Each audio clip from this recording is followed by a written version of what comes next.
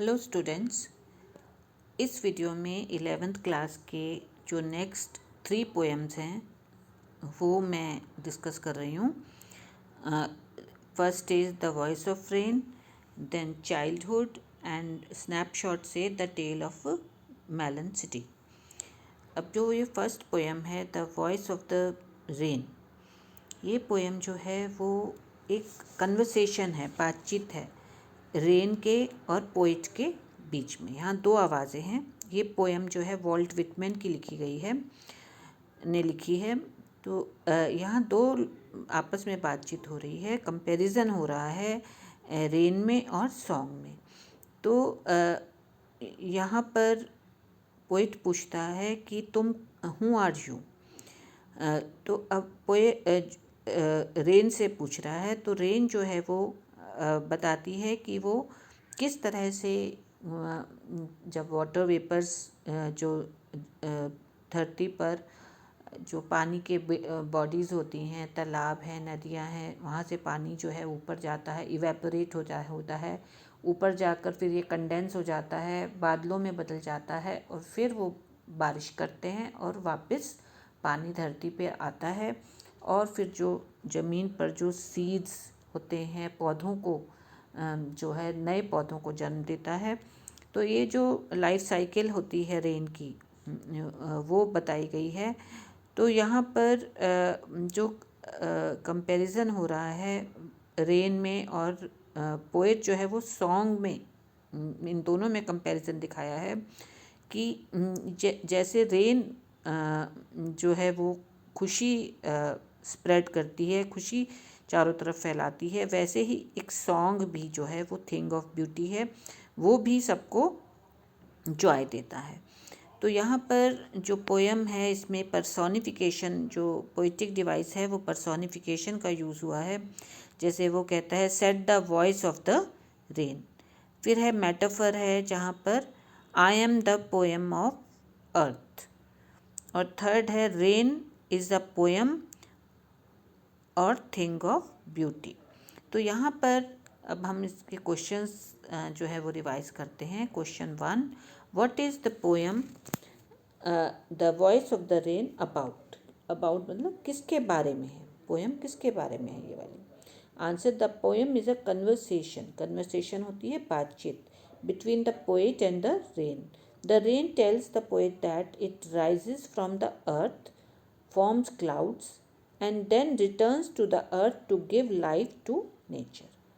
बहुत ही शॉर्ट में पूरी स्टोरी का, पूरी पोएम का एक ये जिस्ट है। तो इसको आप याद करिए। बहुत ही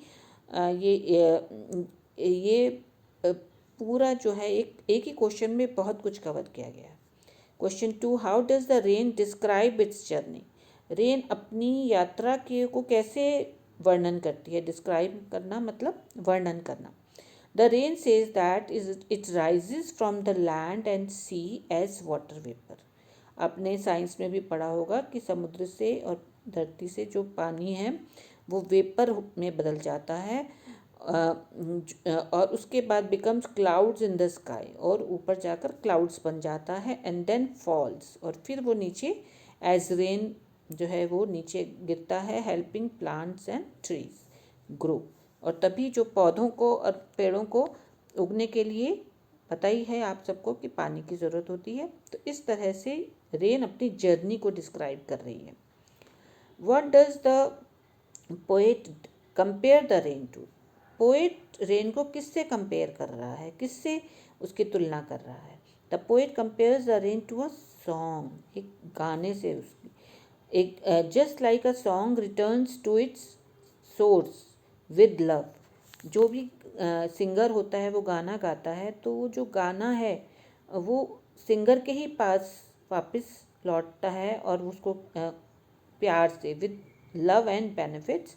the rain returns to the earth. ऐसे ही जो बारिश है वो वापस अर्थ पर आ जाती है, गिरती है और क्या करती है, इसको नरिश करती है। तो रेन इज़ अ पोएम और थिंग ऑफ ब्यूटी। तो यहाँ पर आप इन क्वेश्चंस को रिवाइज करिए।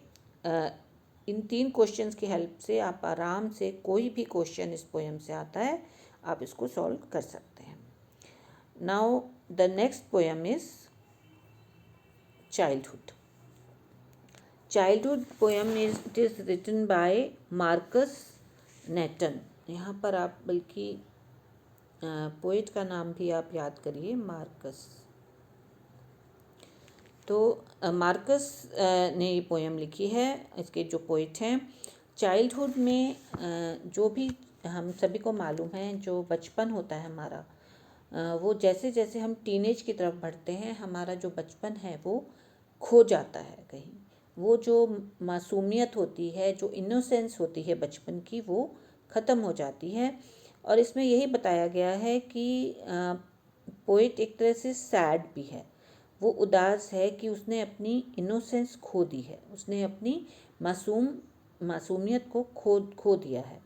अब उसको कैसे पता चलता है कि उसकी मासूमियत धीरे धीरे ख़त्म हो रही है, कि जब बच्चा 11-12 ईयर्स का होता है तो 13 ईयर्स का होता है तो टीन एज शुरू हो जाती है, और उसमें वो देखता है कि उसके अंदर एक रैशनैलिटी आती है। रैशनैलिटी मीन्स वो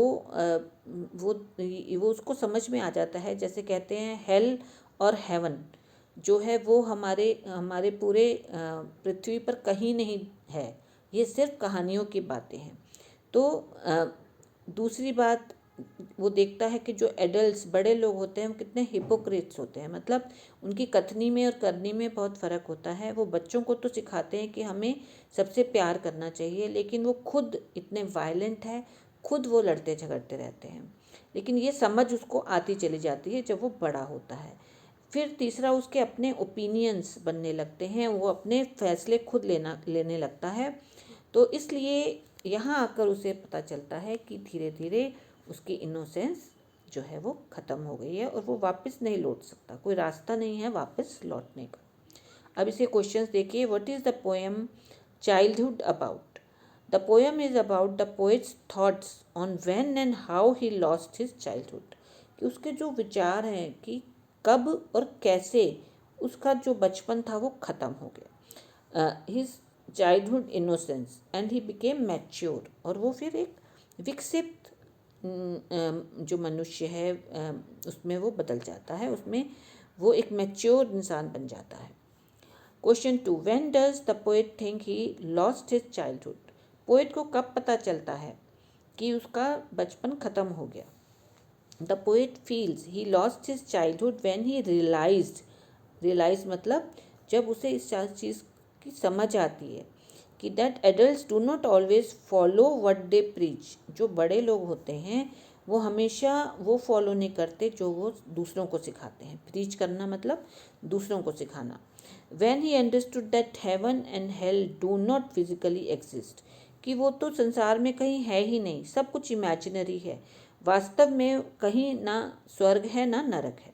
and when he became aware of his own independent thinking, aware मतलब जब उसे अंदर से फील होता है, पता चलता है कि अब वो उसकी अपनी एक विचारधारा हो गई है, वो खुद सोच सकता है, अब वो उसकी अपनी इंडिपेंडेंट थिंकिंग है।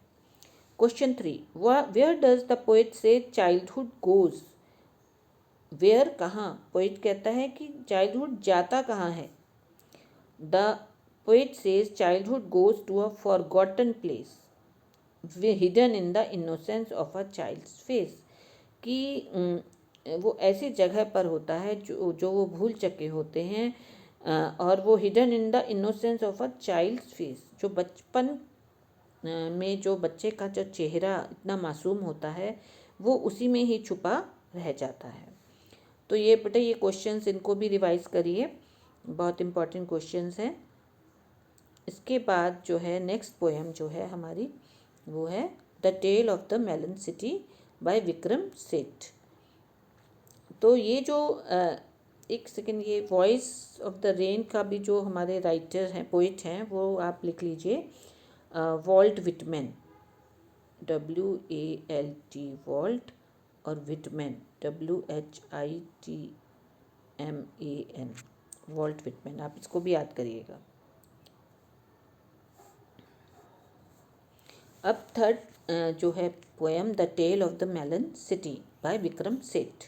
अब विक्रम सेठ ने ये जो है ये लिखी है, ये बिल्कुल आपने पढ़ी है, जो लेसन पढ़ा है किंगडम ऑफ फूल्स, वो सेम वही उसी पैटर्न पर ये पोएम लिखी है। बड़ी ह्यूमरस पोएम है, मजाकिया पोएम है, और ये थोड़ा हमारी जो पॉलिटिकल सीन है हमारे सब देशों में, उसके ऊपर एक मजाक भी है। तो यहाँ पर क्या है कहानी, स्टोरी जो है वो ये है कि एक राजा होता है, वो थोड़ा फुलिश होता है और वो अपने जो जितने भी वर्कर्स होते हैं उनके लिए, उनकी हेल्प के लिए एक ऑर्डर करता है एक आर्क बनाने की।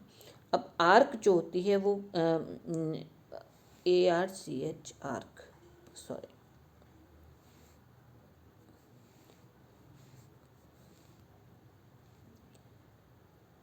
ARCH arc. तो आर्क बनाने का ऑर्डर करता है और वो कहता है कि ताकि उन्हें वर्कर्स को सहूलियत हो जाए।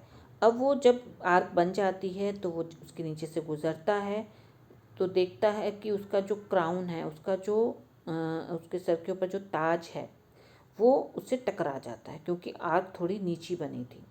तो उसको बड़ी बेइज्जती फील होती है, उसको बड़ा बुरा लगता है। तो वो कहता है कि जिसने ये गलती की है उसको फांसी पे चढ़ाना चाहिए।